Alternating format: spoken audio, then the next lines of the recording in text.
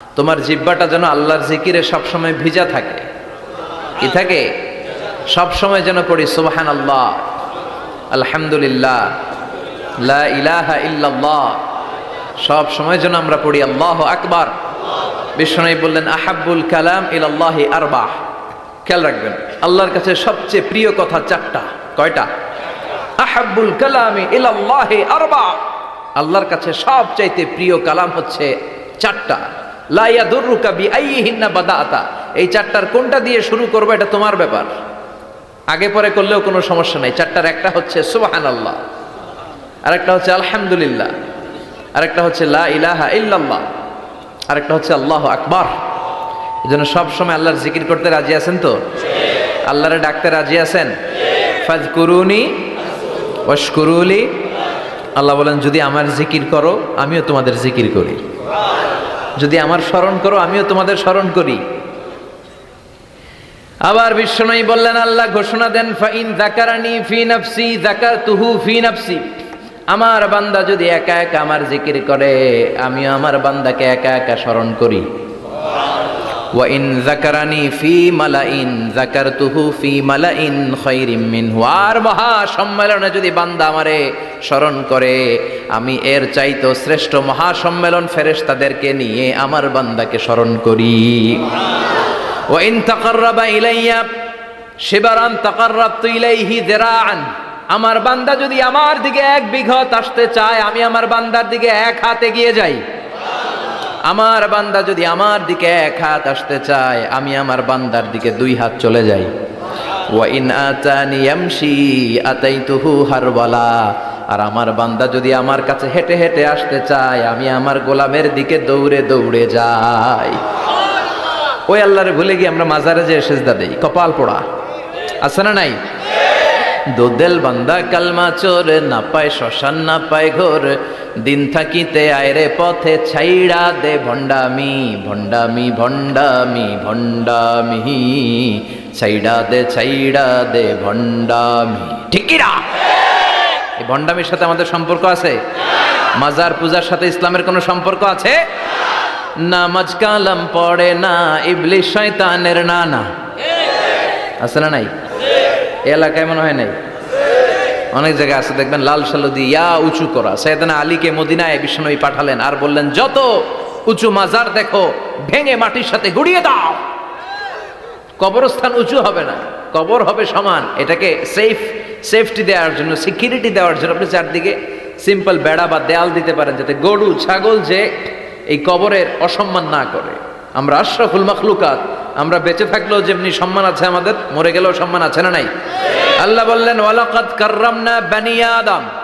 আমি বনি আদমের সম্মান বাড়িয়ে দিয়েছি। জীবিত অবস্থায় যেমনি সম্মান, মরে গেলেও সম্মান। ঠিক কি না? বিশ্বনবী দেখলেন একটা লাশ যাচ্ছে, লাশ দেখে নবী দাঁড়িয়ে গেলেন। সাহাবারা বললেন ইয়া রাসূলুল্লাহ ইন্নাহু ইয়াহুদি, এটা ইহুদির লাশ। দাঁড়ালেন কেন? বসেন। বিশ্বনবী বললেন আওয়ালাইসাত নাফসান, এটা কি মানুষ না?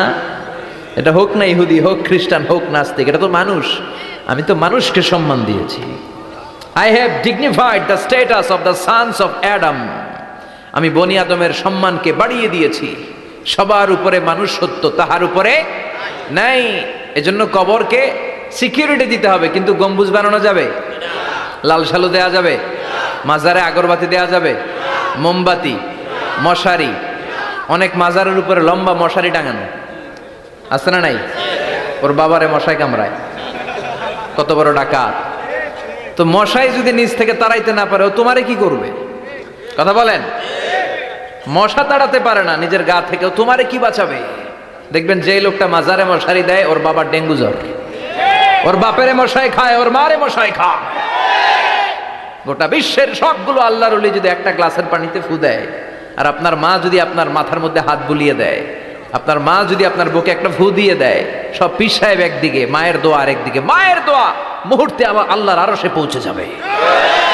এজন্য বিশ্বনবী বলতেন সালাসু দাওয়াতিন মুস্তাজাবা, তিনটা দোয়া আল্লাহ কবুল ফিরিয়ে দেন না।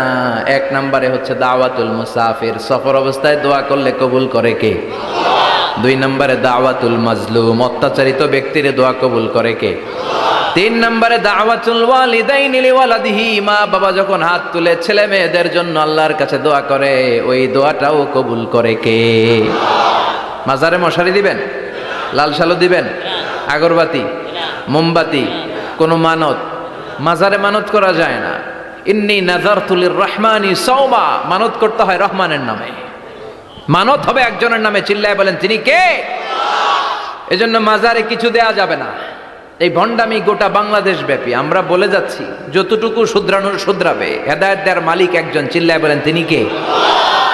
অনেক পীর আছে এরকম ভণ্ড পীর, সারা বছরে নাকি একবারও গোসল করে না, 365 দিনে ওর গোসলের রুটিন একদিন, আর ওই একদিনের গোসলের পানি মুরিদরা সব খাইয়া শেষ করে ফেলায়। নাউজুবিল্লাহ কইবেন না? নামাজ কালাম পড়ে না, ইবলিশ শয়তানের নানা, ধর্মের একখান খুঁটি ধইরা কয়দিন করবা হয়রানি। ভণ্ডামি ভণ্ডামি ভণ্ডামি, ছাইড়া দে ভণ্ডামি।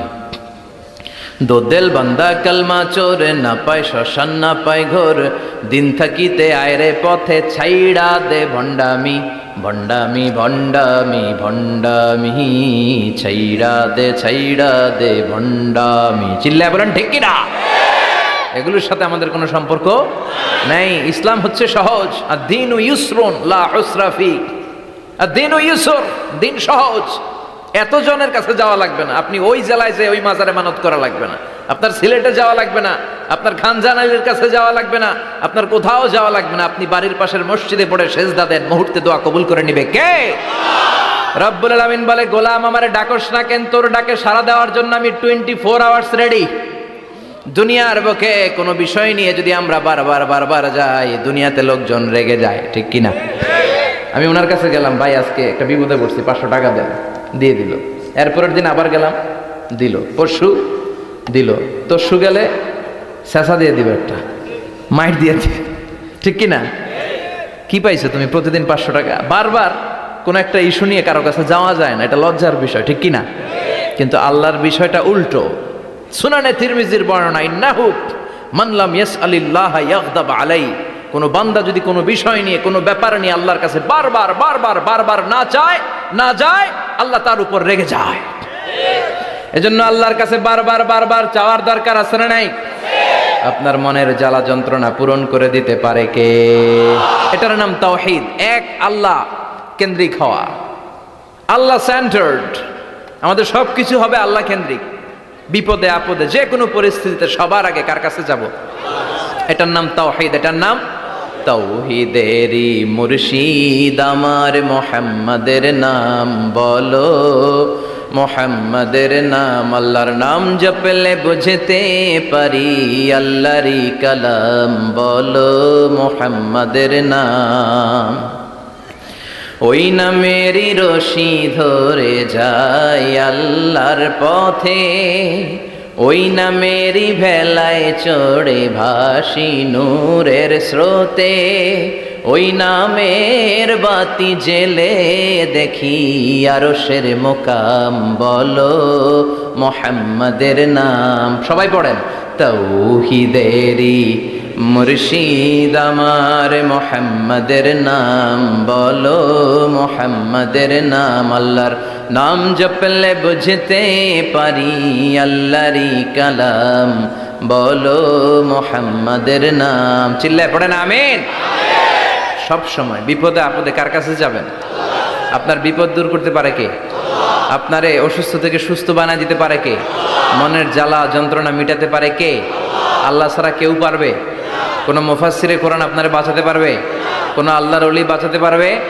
সাইয়েদনা ইব্রাহিম আলাইহিস সালাম অনেক ইন্টেলেক্ট খাটিয়ে, এটাকে বলে রেশনাল অ্যানালজি খাটিয়ে উনি finally he got his Lord, তিনি আল্লাহকে পেয়েছেন, তাই না? এই ওয়াজ করছে না? তিনি চাঁদ দেখে ভাবলেন, এত সুন্দর চাঁদ, এটাই মনে হয় আমার রব। হাযা রব্বি, এটার তাফসীর হচ্ছে হাযা রব্বি, কিরে এটা কি আমার রব?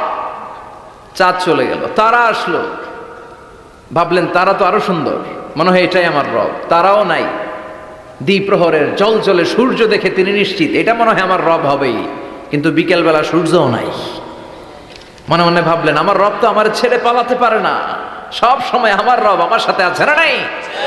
তখন তিনি বললেন ওয়াজ্জাহাতু ওয়াজহিয়া লিল্লাযী ফাতারাস সামাওয়াতি ওয়াল আরদা হানিফান ওয়া মা আনা মিনাল মুশরিকিন। এমন দিকে আমি মুখ ফিরালাম, আমি চাঁদের দিকে মুখ ফিরাই না, আমি তারার দিকে মুখ ফিরাই না, আমি দ্বীপ প্রহরের জলজলে সূর্যের দিকেও মুখ ফিরাই না।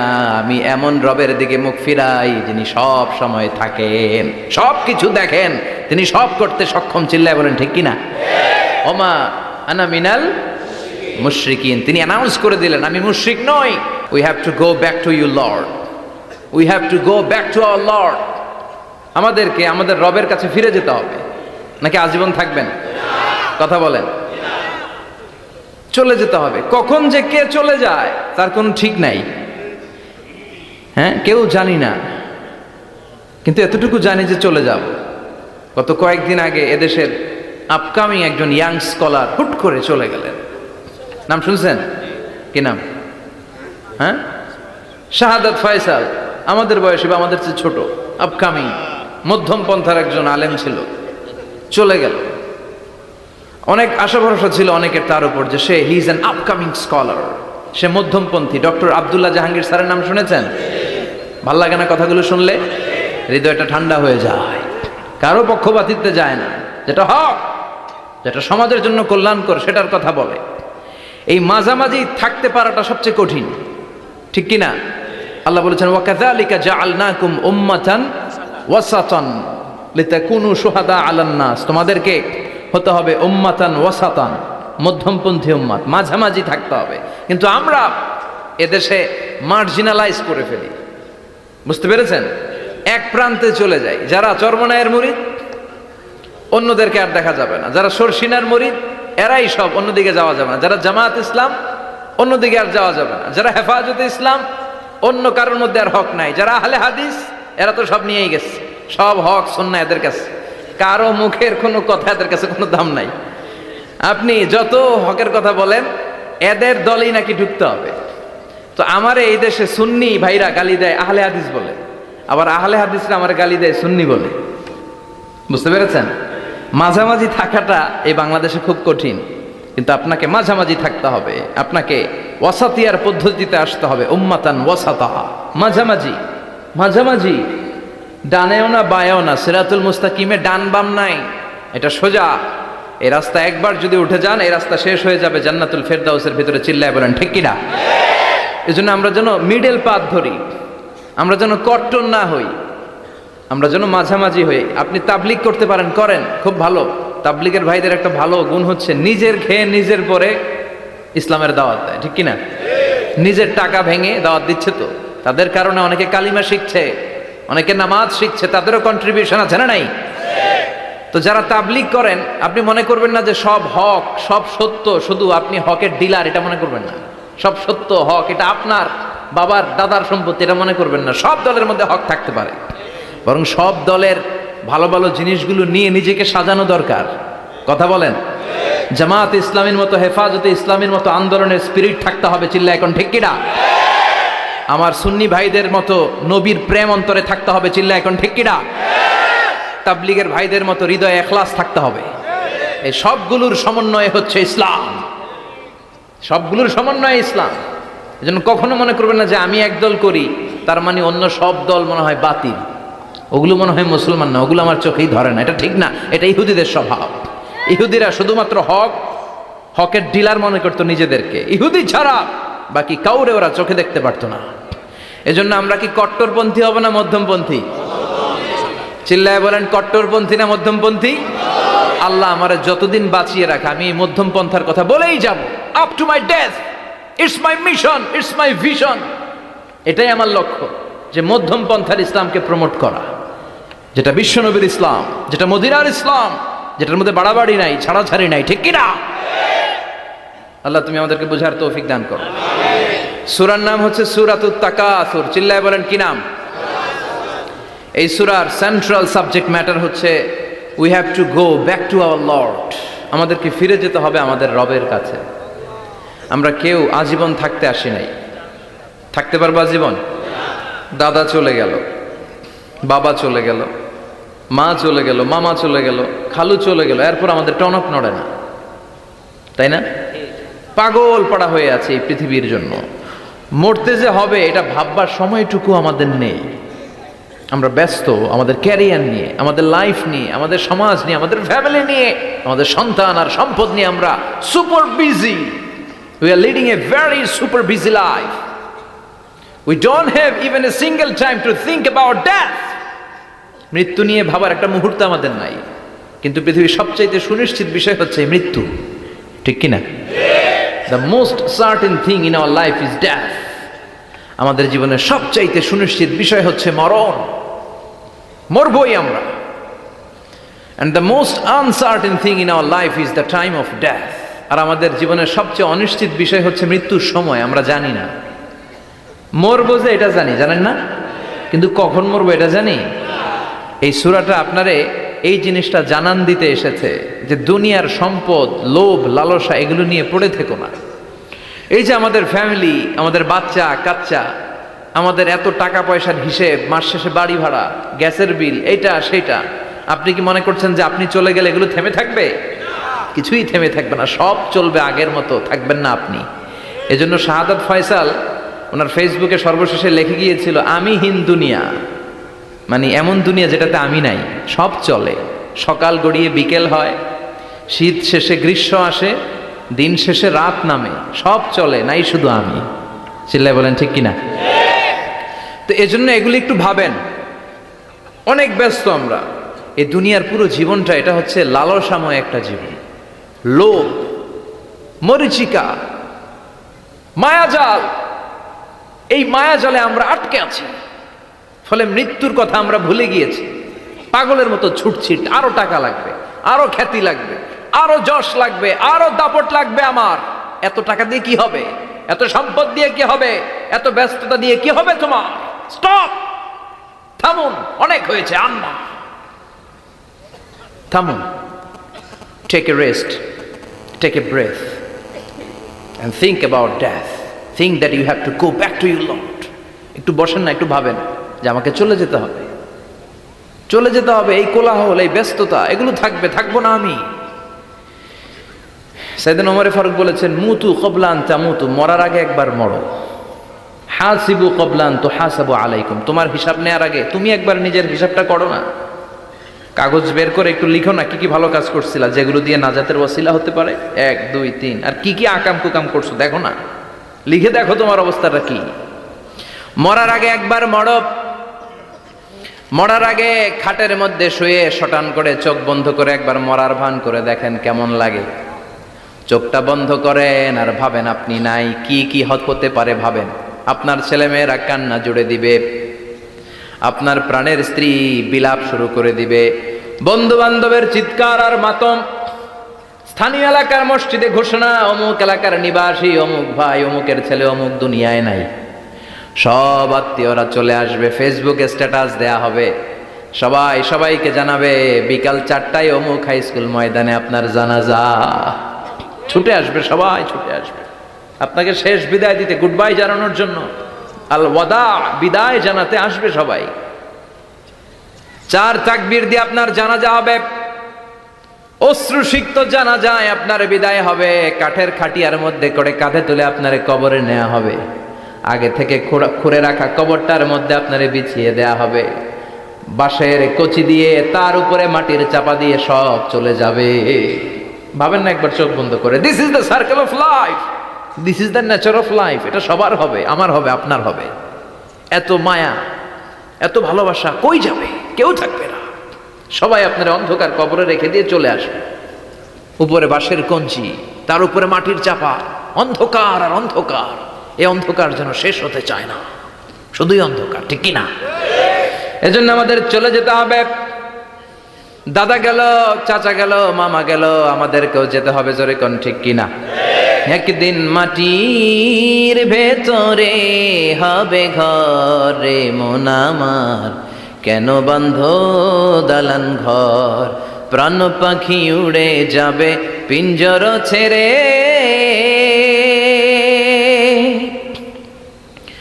ধরা ধামে সবই রবে, তুমি যাবে চলে।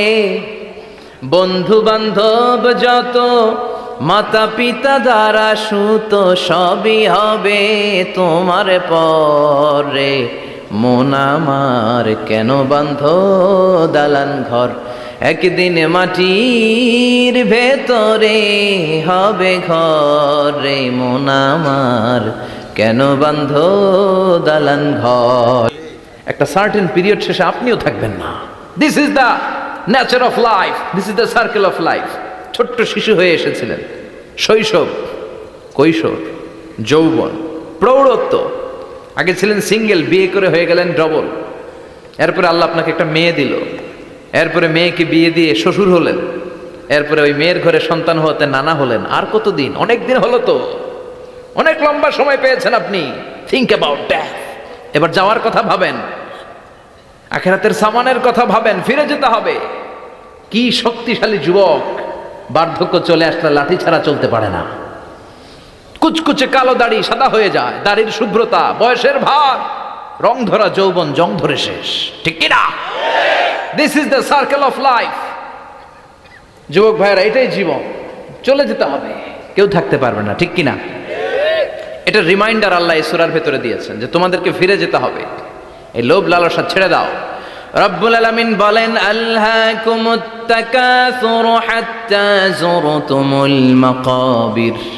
ও গোলাম, দুনিয়ার সম্পদ, লোভ লালসা তোদেরকে পাগল বানিয়ে দিয়েছে।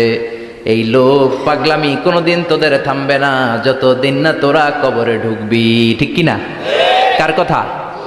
আল্লাহ বললেন, দুনিয়ার সম্পদ আর লোভ আর মোহে তোমরা গাফেল হয়ে গিয়েছো। আখিরাতের কথা বেমালুম তোমরা ভুলে গিয়েছো। কিন্তু আখিরাতে তোমাদের যেতেই হবে, কবরের বাড়িতে তোমাদের ঢুকতেই হবে। ঠিক কিনা? যেতেই হবে। আমরা ভুলে যাই। আলহাকুমুত তাকাসুর, অতিরিক্ত পাওয়ার লোভ, বেশি বেশি খাওয়ার লোভ, বেশি বেশি জমানোর লোভ মানুষকে গাফেল বানিয়ে দিয়েছে। এটা মানুষের স্বভাব। আরো চাই, আরো চাই, এই স্বভাবটা আছে না নাই? দেখবেন ছোট বাচ্চারা মসজিদের দোয়া অনুষ্ঠান শেষে জিলাপি দেয় না? বড়ুয়া কৃষ্ণপুর কি দেয়? আগে বাতাসা দিত না, এখন কি দেয়? জিলাপি দেয়, মিষ্টি দেয়। তো মসজিদের 2-3 গেট থেকে যদি দেয়, ছোট বাচ্চারা দেখবেন এদিক দিয়ে কয়েকটা নেয়, নিয়ে আবার ওই গেটে লাইন ধরে। ওর হাত হলো ছোট হাত, ওর হাত ভর্তি জিলাপি, আর নেওয়ার জায়গা নেই, এরপর আরেক জায়গায় লাইন ধরছে। আরো লাগবে, আরো লাগবে, এই আরো আরো আরো চাই। এই স্বভাবটাই মানুষকে কুড়ে কুড়ে শেষ করে দিয়েছে। এত লাগবে কেন তোমার? চাহিদার কোনো শেষ নাই। Unlimited demand of human being. যার আছে বেশি তার চাই বেশি। যার সাইকেল আছে তার হুন্ডা চাই, হুন্ডা আছে তো প্রাইভেট কার চাই, প্রাইভেট কার আছে তো প্লেন চাই, প্লেন আছে তো হেলিকপ্টার চাই, হেলিকপ্টার আছে তো ওইটা চাই, ওইটা আছে তো সেটা চাই। ঠিক কি না? এলাকার মেম্বার যে হয়েছে চেয়ারম্যান হতে চায়, আছে না নাই? এজন্য বিষ্ণু বলেছেন, উনজুরু ইলা মান হুয়া আসফালা মিন, তোমার চেয়ে যে খারাপ আছে ওর দিকে তাকাও। ওয়ালা তানজুর মান হুয়া আ'লা মিন, তোমার চেয়ে যে ভালো আছে ওর দিকে তাকায়ও না, তোমার চেয়ে যে খারাপ অবস্থানে আছে ওর দিকে তাকাও। অনেকে নিজের অবস্থান নিয়ে সুখী না, এরকম আছে না নাই? আল্লাহ আমার এটা দিল না রে, ওইটা দিল না রে, পাইলাম না রে, কিচ্ছু হয় না, কি করব জীবনে, হতাশ। আসলে আছে কিন্তু অনেক, কিন্তু শুকরিয়া নাই, ডাকাত। ঠিক কি না? নিজের অবস্থান নিয়ে সুখী না, কিন্তু অনেক লোক আছে তারা আপনার অবস্থানে পৌঁছতে চায়। তাদের দিকে তাকিয়ে দেখেন, আপনি যে অবস্থানে আছেন এই অবস্থানে পৌঁছাটা অনেকের কাছে স্বপ্ন। তারা প্রতিনিয়ত সংগ্রাম আর স্ট্রাগল করে যাচ্ছে আপনার অবস্থানে পৌঁছতে, আর আপনি এটা নিয়ে সন্তুষ্ট না। শেখ সাদির নাম শুনেছেন? বালাগাল উলা কাশাফাত দুজা, এই কবিতাটার রচয়িতা, ইরানের বিখ্যাত এক কবি। উনি একবার আর্থিক সমস্যার মধ্যে দিয়ে সময় কাটাচ্ছেন, টাকা নাই, পয়সা নাই, পায়ে দেওয়ার মতো জুতা নাই। উনি খুব দুঃখ পেলেন, হায় রে, আমি ইরানের এত বড় কবি, আমার পায়ে দেওয়ার মতো জুতা নাই। দুঃখ ভরা মন নিয়ে রাস্তায় হাঁটতে বেরোলেন। হাঁটতে হাঁটতে হঠাৎ দেখলেন একটা লোক শুয়ে শুয়ে কাঁদছে, ওই লোকটার দুইটা পাই নাই, পাই নাই। উনি সেজদায় পড়ে গেলেন, আল্লাহর কাছে ক্ষমা চাইলেন, আল্লাহ অনেক দিয়েছো, শুকর আলহামদুলিল্লাহ। এজন্য যেই পরিস্থিতিতেই থাকি না কেন আমরা কি পড়বো? জোরে বলেন, কি পড়বো?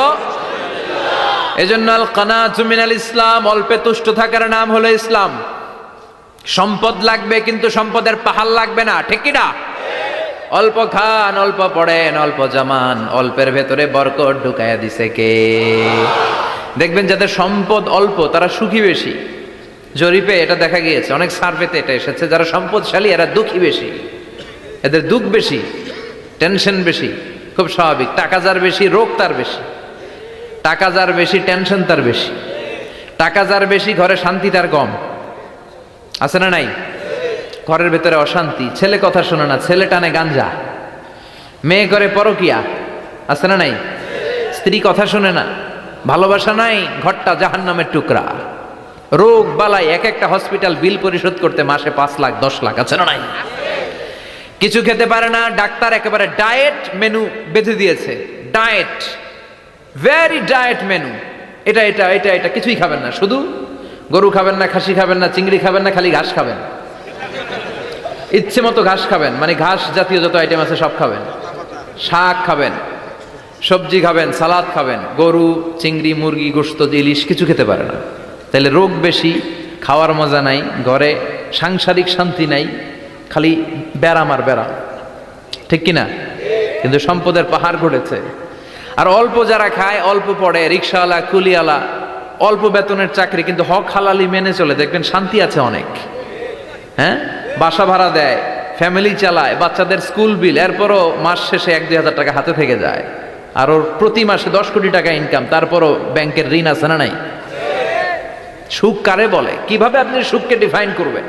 সুখ তো টাকায় কিনা যায় না, শান্তি টাকা দিয়ে হয় না, শান্তি দেওয়ার মালিক কে? শান্তি আছে অল্প খেয়ে শুকর করার মধ্যে, শান্তি আছে আলহামদুলিল্লাহর মধ্যে। চিল্লায় বলেন ঠিক কিনা? এজন্য অল্প খাবো, অল্প পড়বো, অল্প জামাবো, অল্পের ভেতরে বরকত দিয়েছে কে? দেখেন ধনী ভাইরা খেতে পারে না, কিন্তু রিক্সাওয়ালার কি সমস্যা হয়? রিক্সাওয়ালারা সব খেতে পারে, কুলিওয়ালা, দিনমজুর, এরা একেবারে স্লিম সুঠাম দেহি, মেদহীন পেট, পেটে কোনো মেদ নাই, ভুড়ি নাই। আর কুটিপতিদের মেদ আছে না নাই? এত বড় বড় পেট, ঠিক কিনা? আমাদেরও পেট আছে, তবে হালাল পেট, এটা হারাম টাকা দিয়ে এই ভুড়ি বানাই নাই আমরা। চিল্লে বলেন ঠিক কিনা? রিক্সাওয়ালা, কুলিওয়ালা নিজেও নামাজ পড়ে, বউও নামাজ পড়ে, বাচ্চাটাও নামাজ পড়ে, রিক্সা চালায় আর জিকির করে লা ইলাহা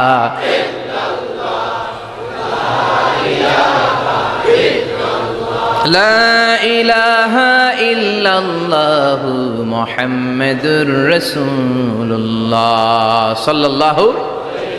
সুখ আর শান্তি, তাদের ঘরে সুখ। ধনী কোটিপতি, ভিআইপি, সিআইপিস, এদের রাতে ঘুম নাই, 1 ঘন্টা ঘুমানোর জন্য 4টা ট্যাবলেট খাওয়া লাগে, এরকম আছে না নাই?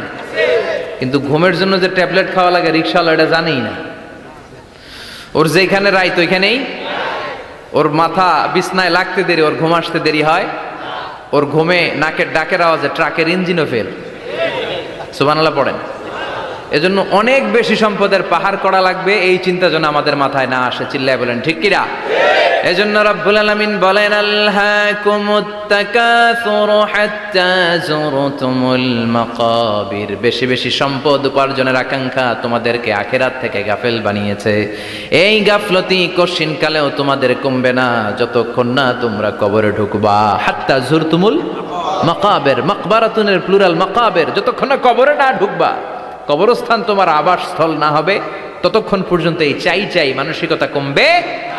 মানুষের স্বভাব হলো আরো চাই, আরো চাই, আরো চাই করে। ফকিরেরা কারা? আল্লাহ গালি দিয়ে বললেন তোরা সব ফকিরনি। তোরা কি? ইয়া আইয়ুহান নাসু আনতুমুল ফুকারাউ ইলাল্লাহ ওয়াল্লাহু হুয়াল গনিয়ুল হামিদ। সুবহানাল্লাহ পড়েন। আল্লাহ ডেকে বললেন গোলাম আনতুমুল ফুকারা ইলাল্লাহ, তোমরা সবাই ফকির, ধনী হলো একজন, তিনি কে? আল্লাহ শুধু ধনী, আর মানুষের স্বভাব হচ্ছে আরো চাই, আরো চাই। ওর 2 তলা বিল্ডিং, আমার 3 তলা লাগবে। ওর 2টা গাড়ি আছে, আমার 3টা লাগবে। আছে না নাই? বিশ্বনবী বললেন কিয়ামতের আগ দিয়ে মানুষের মধ্যে আকাঙ্ক্ষায় প্রতিযোগিতা বেড়ে যাবে, প্রতিযোগিতামূলক টেন্ডেন্সি। কার চেয়ে কে বড় হতে পারে, কার চেয়ে কে বেশি টাকার পাহাড় বানাতে পারে। আছে না নাই? বিশ্বনবী বললেন ওয়া আনতারাল হুফাতাল উরাতাল আলাতা রিয়া আশ-শাইয়াতা তাওয়ালুনা ফিল বুনিয়ান। কিয়ামতের আগে এমন কিছু লোক যাদের গায়ে দেওয়ার মতো জামা ছিল না, পায়ে দেওয়ার মতো জুতা ছিল না, পেটে দেওয়ার মতো খাবার ছিল না, সমাজের কেউ তাদেরকে চিনত না, হঠাৎ করে এই লোকগুলো ধনী হয়ে যাবে।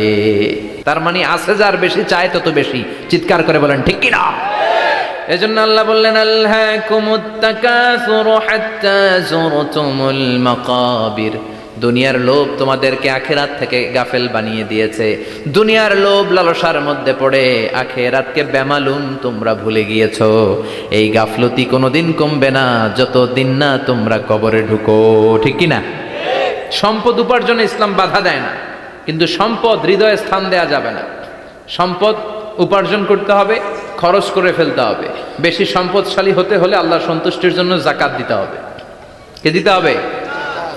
দে যাকাত, দে যাকাত, তোর দিল খুলবে পরে, আগে খোলো খাত। দে যাকাত, দে যাকাত, তোরা দে রে যাকাত। ঠিক কি না? দিল পরে খুলবে, আগে হাত খোলেন। হাত খুললে দেখবেন দিলটারে খুলে দিয়েছে কে? সাইয়েদনা মুসা আলাইহিস সালামের জামানায় ওনার চাচাতো ভাই ছিল মিশরের সবচাইতে বড় ধনী, যাকাত দেয় নাই। তার কি করুণ পরিণতি হয়েছে কোরআনে আছে না নাই? এত সম্পদ ছিল, তার সম্পদগুলো সে সিন্ধুকে আটকে রাখতো। আর এই সিন্ধুকের চাবিগুলো আলগানোর জন্য, কাঁধে নেওয়ার জন্য 10 জন লোক লাগতো। সিন্ধুক কাঁধে নেওয়ার জন্য, সিন্ধুকের চাবি, চাবির গোছা কাঁধে নেওয়ার জন্য কয়জন? তাহলে কি পরিমাণ সম্পদ ছিল? সাইয়েদনা মুসা বললেন সম্পদের মালিক তুই হস নাই, আল্লাহ বানাইছে। কারণ বলে ইন্নামা উতিতুহু আলা ইলমিন ইনদি, আল্লাহ আমারে সম্পদ দেয় নাই, আমি আমার মেধা খাটিয়ে সম্পদ বানিয়েছি। যাকাত আমি দিব না। মুসা বললেন তাহলে আযাবে পড়বি, কারণ কই পারলে আযাব আন, পারলে আযাব আন। আল্লাহ বললেন ফাখাসাফনা বিহি ওয়া বিদারহিল আরদ, ও মুসা নিরাপদ দূরত্বে চলে যাও, এখনই ভয়ঙ্কর ভূমিকম্প হবে, আযাব দেব। কারণ সহ কারণের সব সম্পদ আমি জমিনের ভেতরে ঢুকায়া দেব। আমি নিজে কারণের বাড়ি দেখে এসেছি। মিশরের রাজধানী কায়রো থেকে প্রায় 150 কিলো দূর একটা জেলা আছে, ফায়ুম জেলা। ওইখানে কারুনকে আল্লাহ তার সব সম্পত্তি সব মাটিতে দাবিয়ে দিয়েছেন। দাবাতে দাবাতে হাঁটু পর্যন্ত যখন কারুন জামিনে দেবে যায়, ভাবছে উঠে যাবে। কোমর পর্যন্ত যখন মাটির মধ্যে দেবে যায়, ভাবছে উঠতে পারবে। গলা পর্যন্ত যখন দেবে যায়, হাত তুইলা কয় আমি ঈমান আনলাম। ও মুসা সব সম্পদ তোর, আর তোর আল্লাহর লইয়া যা, খালি আমারে বাঁচা, আমারে। সব গাদ্দারদের একই পরিণতি। ফেরাউনরেও যখন আল্লাহ লোহিত সাগরে পানি খাওয়াতে খাওয়াতে পেটটা এত বড়, হাত তুলা কয় আনামিনাল মুসলিমিন, আমি মুসলমান, আমি ভালো মানুষ। আল্লাহর কোরআন সাক্ষী, সে বলেছে আনামিনাল বনি ইসরাইলরা যে আল্লাহরে মানে আমিও তারে মানি, আমিও আল্লাহর দলের একনিষ্ঠ কর্মী। আর পানি খাইতে পারি না, আল্লাহ বাঁচাও। আল্লাহ কয় আরো খা। শেষ, ফেরাউন শেষ, নমরুদ শেষ, কারুন শেষ। পুরো সম্পদ সহ আল্লাহ কারুনকে জামিনের ভেতরে দাবিয়ে দিলেন। এজন্য সম্পদ যাদের বেশি যাকাত দেওয়ার দরকার আছে না নাই? দারিদ্রতা বিমোচনের জন্য যাকাত দিবেন। যাকাতের শাড়ি লুঙ্গি এইভাবে না, অনেকে কিন্তু দেয় জাকাতের শাড়ি, জাকাতের লুঙ্গি, জাকাতের গামছা, এরকম ডাকাইত আছে না নাই? বাংলাদেশে এমনও হয়েছে জাকাতের শাড়ি দিবে বলে সে পত্রিকায় নিউজ করেছে, আর ওই শাড়ি আনার জন্য শাড়ি দিবে 5000, মানুষ এসেছে 5 লক্ষ। পদপৃষ্ঠ হয়ে 11 জন নারী এক জায়গায় মারা গিয়েছে। কিয়ামতের দিন আল্লাহ বিচারের কাঠগড়ায় এই বিজনেস ম্যাগনেটকে দাঁড়িয়ে সেদিন জিজ্ঞাসা করবে যে কেন তুই এদেরকে কষ্ট দিয়েছিলি? চিল্লা এখন ঠিক কিনা? এদের মৃত্যুর দায়ভার এই শিল্পপতি এড়াতে পারবে না। যাকাতের শাড়ি, যাকাতের লুঙ্গি বিতরণের জন্য আল্লাহ তোমারে ধনী বানায় নাই। ধনীদের দায়িত্ব হলো গরিবের হাতে সম্পদ পৌঁছে দেয়া। ও ফি আমওয়ালিহিম হাক্কুন লিসাইলি ওয়াল মাহরুম। গরিব আমার কাছ থেকে সম্পদ আর যাকাত নিয়ে সে আমার প্রতি করুণা করেছে। আমি যাকাত দেই বলে আমি কোনো দয়া দেখাই নাই। কথা বুঝতে পেরেছেন? আইডিয়াটা ক্লিয়ার করে নেন। যাকাত দেয়া আমার জন্য কি? কথা বলেন, ফরজ। আর যে যাকাত নেয় তার জন্য যাকাত খাওয়া কি ফরজ? আমি গরিব মানুষ, আমি যাকাত খাবো না, না খাইয়া থাকুম, রোজা রাখুন। কথা কন, আমার যে যাকাত নেওয়া লাগবে আমার কোনো কথা নেই, কিন্তু আমি যে ধনী আমার দিতেই হবে, এটা ফরজ। তার মানে আমি দিয়ে আমি দয়া করি নাই, ও নিয়ে আমারে বাঁচাইয়া দয়া করে গেছে। চিৎকার করে বলো ঠিক কিনা? ইসলাম বলে রাস্তার এক পাশে পাঁচতলা আর এক পাশে গাছতলা, এটার নাম ইসলাম না। ওফিয়ামু আলিহিম হাক্কুন লিসাইলি ওয়াল মাহরুম, খেটে খাওয়া মানুষ, সুবিধা বঞ্চিত মানুষদের দ্বারে যে তুমি যাকাতের টাকা পৌঁছে দাও। যাকাতকে ফরজ করা হয়েছে দারিদ্রতা বিমোচনের জন্য। আপনি শাড়ি লুঙ্গি দিলে কি হবে? ওরে শাড়ি দিচ্ছেন দুপুরে, রাত্রেবেলা ও আরেক জায়গায় লাইন ধরে আছে, বিরিয়ানির প্যাকেট দিতেছে ওইখানে, কথা কন, সারাটা বছর ও যাকাতের টাকা নেবে, ওর কিচ্ছু হবে না। বরং এমন কিছু তাকে করে দিতে হবে যেটা দিয়ে সে ফ্যামিলি লিড করতে পারে। একটা সিএনজি কিনে দেন, ওই ফ্যামিলিতে কোনো যুবক থাকলে সিএনজি চালায়া, অটো চালায় ফ্যামিলিটারে চালাবে। একটা টঙের দোকান করে দেন, চায়ের দোকান, চা বিক্রি করে ফ্যামিলিটারে চালাবে। অস্ট্রেলিয়ান একটা গাই কিনে দেন, গরুর দুধ বিক্রি করে তার ফ্যামিলি চলবে। কিংবা মাছের একটা খামার করে দেন, মুরগির খামার করে দেন, ঠিক কিনা? ওমরে ফারুক বলতেন এমন ভাবে জাকাত দাও যাতে করে যাকে জাকাত দিয়েছে জীবনে কোনোদিন সেজন্য আর কারো কাছে যে হাত পেতে জাকাতের জন্য দাঁড়িয়ে না থাকে। এই বিধানটা কার? এজন্য আল্লাহ বললেন আলহাকুমুত তাকাসুরু হাত্তা যুরতুমুল মাকাবির, দুনিয়ার লোভ লালসা তোমাদের কমবে না যতদিন না তোমরা কবরে ঢুকো। কার কথা? চিল্লায় বলেন কার? এজন্য দুনিয়ার প্রতি যে আমাদের লোভ, এটা কি বাড়াইতে হবে না কমাইতে হবে? এই দুনিয়ার জীবন এটা ক্ষণিকের। আমাল হায়াতুদ দুনিয়া ইল্লা মাতাউল গুরুর, এটা ভোগের সামগ্রী, আজ আছে কাল না, এটা হাতের ময়লা। দুনিয়ার এই জীবনের দৃষ্টান্ত হচ্ছে চারটা স্বর্ণের টুকরা আর তিনটা লাশের মতো। স্বর্ণের টুকরা চারটা, চিৎকার করে বলেন তো কয়টা? লাশ তিনটা, জোরে বলেন কয়টা? অনেক অনেক আগের যুগের তিনজন যুবক জীবিকার তাগিদে তারা বের হয়েছে কর্মসংস্থান করে খাবে।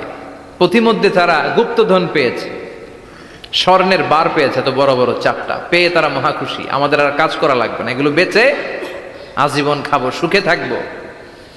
তো তিনজন মিলে বললো চারটা স্বর্ণের টুকরা তিনজনের মধ্যে ভাগ করে দেওয়ার আগে একজন এক কাজ কর, বাজার থেকে কিছু রুটি নিয়ে আয়, খুব ক্ষুধা লেগেছে, খেয়ে নেই। একজনরে রুটি আনতে পাঠিয়ে দুইজন মিলে ভাবে ওইটারে যদি মেরে ফেলতে পারি তাহলে তো তোর আর আমার মধ্যে কোনো ঝামেলা নাই। স্বর্ণের টুকরা কয়টা? তুই নিবি দুইটা, আমি নেব দুইটা। আর যেটারে রুটি আনতে পাঠাইছে ওইটা মনে মনে ভাবতেছে রুটির মধ্যে বিষ মিশাই নিয়ে যাব। কি মিশাবো? বিষ খাইয়া ওইটা শেষ, সবগুলো আমার। তো বিষ মিশায় নিয়ে আসছে, আর আগের পরিকল্পনা অনুযায়ী এই দুইজন মিলে তাকে নৃশংসভাবে হত্যা করেছে। হত্যার পরে কয় প্রচন্ড ক্ষুধা লাগছে, লো আগে খায়া লই। দুইজন মিলে বাজার থেকে আনা বিষ মাখানো রুটি খেয়ে ওই দুইটাও শেষ। স্বর্ণের জায়গায় স্বর্ণ পড়ে আছে, স্বর্ণগুলো নেয়ার মতো মানুষ আর নাই, ঠিক কিনা? এজন্য মানুষের এই চাহিদা কমবে না। বিষ্ণু বলেন লাউ আন্না লিকুল্লি ইবনে আদম ওয়াদিয়ান মিন যাহাব আহাব্বা আই ইয়াকুনা ইলাইহি ওয়াদিয়ান, আল্লাহ প্রত্যেককে, আমাদের প্রত্যেককে যদি একটা করে স্বর্ণের পাহাড়ের মালিক বানিয়ে দেয়। কয়টা করে পাহাড় দেখছেন কোনোদিন? কই দেখছেন? চিটাং গেছিলেন? এই চট্টগ্রামে গেলে দেখা যায় কি পাহাড়। এই একটা পাহাড় স্বর্ণের, এক একটা স্বর্ণের পাহাড়ের মালিক যদি আমাদের এক একজনকে বানায় দেওয়া হয়, এরপর আমরা চাবো আরেকটা স্বর্ণের পাহাড়ের মালিক কেমন করে হওয়া যায়। আচ্ছা বলেন তো, একটা স্বর্ণের পাহাড় আমার 14 পুরুষ বিক্রি করে খাইলেও শেষ করতে পারবো এটা? তো আরেকটা কেন লাগবে আমার? ওয়ালাই আমলা আফাহু ইল্লা তুরাব, বিষ্ণু বলেন কবরের মাটি যতক্ষণ না তোর মুখে না ঢুকবে তোর এই চাওয়া চাওয়া খাই খাই সব বন্ধ হবে না। এজন্য আল্লাহ বললেন আলহাকুমুত তাকাসুরু হাত্তা যুরতুমুল মাকাবির, দুনিয়া তোমাদেরকে গাফেল বানিয়ে দিয়েছে, গাফলতি কমবে না যতদিন না কবরে ঢুকো। কবরে ঢুকা লাগবে, কবরে ঢুকা লাগবে না? কবরে আমাদেরকে যেতেই হবে, যেখানেই থাকেন। কবরের প্রশ্ন আছে না নাই? অনেকে বলে হুজুর বিমান হামলায় মারা গিয়েছে, বিমান জ্বলে পুড়ে ছাই হয়ে গিয়েছে, তার কবর কোথায়? তার আত্মাটা যেখানে আছে ওই জায়গায় প্রশ্ন আছে না নাই? অনেকে বলে হুজুর সাগরের মধ্যে পড়ে মারা গিয়েছে, তিমি মাছ খেয়ে ফেলেছে, তার কোনো অস্তিত্ব নাই, কিন্তু তার রুহুটা আছে না নাই? প্রতিটা রুহু সংরক্ষণ করে কে? প্রত্যেকটা আত্মা আল্লাহর কাছে সংরক্ষিত থাকে। প্রতিটা রুহু, প্রতিটা মানুষ মালাকুল মাউতকে দেখতে পায়। আপনিও দেখবেন, আমিও দেখব। মুমিনদের কাছে এসে মালাকুল মাউত একজন যুবকের বেশে সাদা ধবধবে জুব্বা পরে সুগন্ধি মেখে মুমূর্ষু ব্যক্তির শিয়রে বসে বসে বলে ইয়া আইয়াতুহান নাফসুল মুতমাইন্না, হে প্রশান্ত আত্মা, উখরুজি ইলা মাগফিরাতিল্লাহি ওয়া রিদওয়ানি, আল্লাহর ক্ষমা আর দয়ার দিকে বের হয়ে আসো। বলা মাত্রই মুমিনের আত্মাটা স্মুথলি বের হয়ে আসে। কাফান মিন আকফানিল জান্নাহ, হানুত মিন হানুতিল জান্নাহ, জান্নাত থেকে আনা সুগন্ধি কাফনের মধ্যে পেঁচিয়ে তিনি রূহটাকে নিয়ে ইল্লিনে চলে যায়। সরাসরি দেখে মালাকুল মাউতকে। আর যারা ইসলাম বিরোধী, কোরআন বিরোধী, তাদের সামনে এসে মালাকুল মাউত ত্রাস সৃষ্টি করে, আগে ধমক। হাইওয়েতে মাঝে মাঝে ডাকাতি হয় না? বাসগুলোর মধ্যে যখন ডাকাতি হয়, বাসে থাকে 50 জন, ডাকাত ঢুকে 5 জন, এই 5 জনের ভয়ে সবগুলো পেশাব করে দেয়। কারণ ত্রাস সৃষ্টি করে, এসেই চাইনিজ কুড়াল দিয়ে আগে কুবায় দেয় 4-5 জনের। রক্ত দেখে কি দেওয়ার সব আগে রেডি করে রাখে। মালাকুল মাউত এসে কাফের, নাস্তিক, মুশরিকদের সামনে সেরকম একটা ত্রাস সৃষ্টি করে, ভয়ে লোকটা কাঁপতে থাকে। ওর কাছে ভদ্র ভাষায় কথা বলে না, সুন্দর জামা পরে আসে না, কালো কুচকুচে চেহারা, ভয়ঙ্কর একটা রূপ নিয়ে, আকৃতি নিয়ে ইসলাম বিরোধীদের মাথার সামনে আসে, দুর্গন্ধযুক্ত চেহারার দেহ নিয়ে ধমক দিয়ে বলে, ও পাপাত্তা, ইয়া আইয়াতুহান নাফসুল খাবিসা উখরুজি ইলা গাদাবিল্লাহ, হে পাপাত্তা, আল্লাহর রাগ, ক্রোধ আর গজবের দিকে বের হয়ে আয়।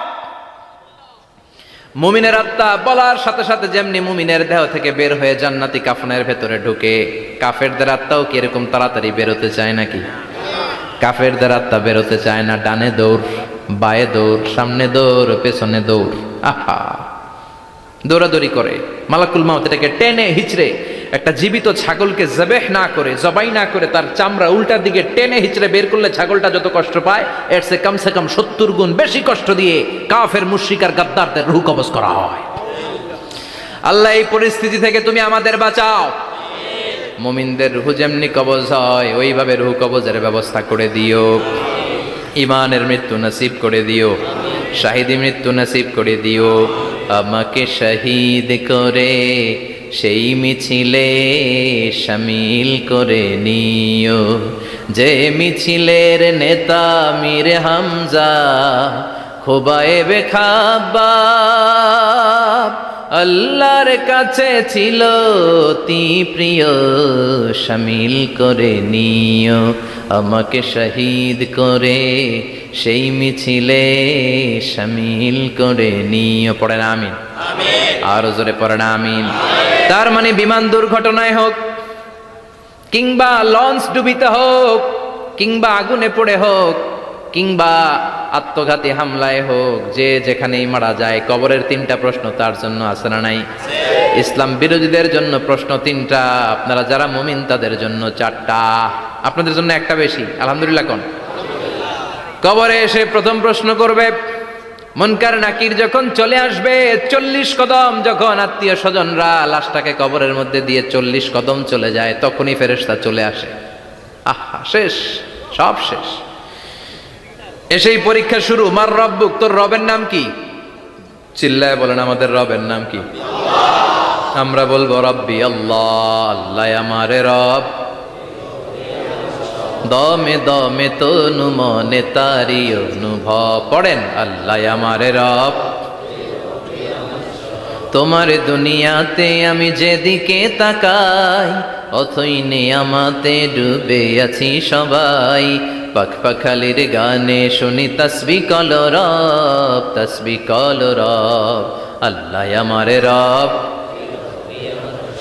প্রথম প্রশ্ন, তোমার রবকে? আমরা বলবো আমাদের রব আল্লাহ। দ্বিতীয় প্রশ্ন, ওমা দীনু, তোমার ধর্মের নাম কি? আমরা কি বলবো? তৃতীয় প্রশ্ন, বিশ্বনবীর চেহারা দেখিয়ে বলা হবে, আতারিফু হাদার রাজুল, এই লোকটারে চিনো নাকি? আমরা বলবো চিনি, আমাদের প্রাণের নবী, ঠিক কি না? চাঁদের চেয়ে সুন্দর তুমি নবী আমার কমলিহিওয়ালা, দু জাহানের বাদশাহ তুমি প্যারা নবী সাল্লে আলা, চাঁদের চেয়ে সুন্দর তুমি নবী আমার কমলিহিওয়ালা, ঠিক কি না? 3টা প্রশ্নের যথাযথ উত্তর যখন দিয়ে দিলেন, আপনার জন্য অতিরিক্ত আরেকটা প্রশ্ন করা হবে, ওয়ামা ইলমুক, তোমার নলেজ কি? 3টা প্রশ্নের উত্তর যে তুমি করতে পারলা, কিভাবে পারলা, কেমনে জানলা? নকল করে বলছো নাকি জেনে বুঝে আসছো? নকল হয় না? এখন তো পরীক্ষা চলতেছে বোধহয়। কি পরীক্ষা? এসএসসি পরীক্ষা। নকল হয়? কৃষ্ণপুরে নকল নাই না? এখন মনে হয় এগুলো একটু কমছে। একটা সময় ছিল অনেক নকল হইতো। পাঞ্জাবের ভিতরে নকল, পকেটে নকল, টুপির ভিতরে নকল, মৌজার ভিতরেও নকল। এমনকি মেয়েরাও নকল করে পরীক্ষার হলে আসে না নাই? স্কেলের মধ্যে লিখে নিয়ে যায়, হাতের মধ্যে লিখে নিয়ে যায়, ওড়নায় লিখে নিয়ে যায়, কাপড়ে লিখে নিয়ে যায়, আসে না নাই? ফেরেশতারা বলবে নকল করছো নাকি? কেমনে জানলা? 3টা প্রশ্নের উত্তর তুমি কেমনে বললা? আল্লাহ তোমার রব, ইসলাম তোমার ধর্ম, এই লোকটা বিশ্বনবী, কেমনে চিনলা? আপনাকে তখন বলতে হবে আমি কোরআন থেকে শিখেছি, আমি হাদিস থেকে শিখেছি, আমি ইসলাম জেনে বুঝে মেনেছি, আমি আন্দাজে কোথাও ঘুরি নাই। চিল্লা এখন ঠিক কিনা? আপনাকে বলতে হবে। এজন্য শিখতে হবে, প্রতিনিয়ত ইসলাম সম্পর্কে জানতে হবে, আখের গোছাতে হবে, জীবনটাকে আলোকিত করতে হবে। চিল্লায় বলেন ঠিক কিনা? 4টা প্রশ্নই যখন হয়ে গেল, ফেরেশতারা বলবে আহলান ওয়া সাহলান ওয়া মারহাবান বিক, খোশামদেদ, কংগ্রেচুলেশন, খোশামদেদ, কংগ্রেচুলেশন। সব প্রশ্নের উত্তর তুমি পেরেছ। ফায়ুফসাহু লাহু কবরুহু ৭০ যিরান, আপনার কবরটারে ৭০ হাত লম্বা করে দেয়া হবে। ওয়া ইফতাহু লাহু বাবুন ইলাল জান্নাহ, আপনার কবর থেকে জান্নাতের দিকে দরজা খুলে দেয়া হবে। ওয়া ইউলবাসু মিন লিবাসি আহলিল জান্নাহ, জান্নাতের 2টা রেশমি কাপড়ের পোশাক এনে আপনারে পরিয়ে দেয়া হবে। আর বলা হবে নাম কানাউ মিলা আরুস, ঘুমাও, sleep, you should get some sleep now, তোমাকে লম্বা সময় পাড়ে দিতে হবে, ঘুমাও। কানাউ মিলা আরুস, যেমনি বর বাসর রাতে আরামসে ঘুম দেয়, বাসর রাতে যেমনি বর কনেকে নিয়ে মধুর ঘুম দেয়, তুমিও ঘুমাও, কেউ তোমার ঘুম ভাঙবে না। মালাক ইসরাফিলের, কিয়ামতের জন্য ইসরাফিলের সিংহায় যে ফুৎকার আছে, ওই ফুৎকার ছাড়া কোনো কিছুই তোমার ঘুম ভাঙাতে পারবে না। আলহামদুলিল্লাহ পড়েন। আল্লাহ আমরাও যেন 4টা প্রশ্নের উত্তর দিয়ে লম্বা একটা ঘুম দিতে পারি, পড়ে না আমিন। ওয়াম্মাল কাফির ওয়া আহলুশ শিমাল, আর ইসলাম বিরোধী যারা, তাদের সামনে আসবে মালাকান আসওয়াদান আজরাকান, কৃষ্ণ বর্ণের দেহ, নীলাভ বর্ণের 2টা চোখ, গায়ের রং কালো, চোখের রং নীল। দেখতে কেমন লাগে? আলিফ লাইলার ভূতের মতো। কথা কন? গায়ের রং কালো, চোখের রং নীল। ফেরেশতা 2টা আসবে, এসে ত্রাস সৃষ্টি করবে, এসে বলবে বল তোর রবের নাম কি?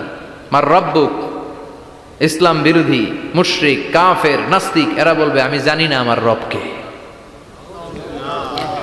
আমি জানি না, আমি তো আজীবন শুধু চেয়ার করেছি, মদ খেয়েছি, আমি ধর্ষণে সেঞ্চুরি করেছি দুনিয়ার বুকে, আমি টেন্ডারবাজি করেছি, চাঁদাবাজি করেছি, আমি মাস্তানি করেছি, আমার দাপটে এলাকার ইসলাম প্রিয়রা বাসায় ঘুমাতে পারে না। আমি ছিলাম টেন্ডারবাজ, আমি ছিলাম গডফাদার, সন্ত্রাসীদের লিডার, আমি ছিলাম ডন 1 2 3 সব, আমি ছিলাম ডনের ডন, আমি ছিলাম মাস্তান, রংবাজ, রব টপ কি আমি তো জানি না। লাদ্রি লাদ্রি, আমার জিজ্ঞেস করো না। আবার প্রশ্ন করা হবে ওয়ামা দীনুক, তোর ধর্মের নাম কি? বলবে লা আদরি, আমার কোনো ধর্ম নাই, আমার কোনো ধর্ম নাই, আমি শুধু মৌজ মাস্তিতে ছিলাম, আমি আনন্দ ফুর্তি করেছি, ইসলাম নিয়ে আমার মাথা ব্যথা ছিল না, আজীবন ইসলামরে আমি বাস দিয়েছি। চিল্লায় বলেন ঠিক কিনা? ইসলাম বিরোধীদের সাথে ছিল আমার চলাফেরা, আমার সব সাঙ্গপাঙ্গ ছিল গুন্ডা, বদমাশ, ইসলাম বিরোধী। রব কি, ইসলাম কি, এগুলো আমি জানি না। আমার এগুলো জিজ্ঞেস করো কেন? ধর্ম কি আমি জানি না, আমি কিচ্ছু মনে করতে পারছি না।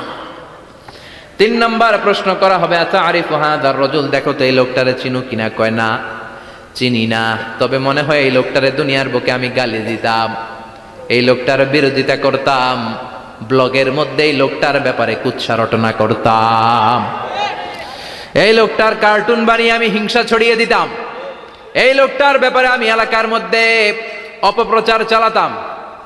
ফেরেশতারা বলবে তাই? এই ছিল তো ডিউটি, দাঁড়া এখনই আমাদের খেলা শুরু, এখনই শুরু।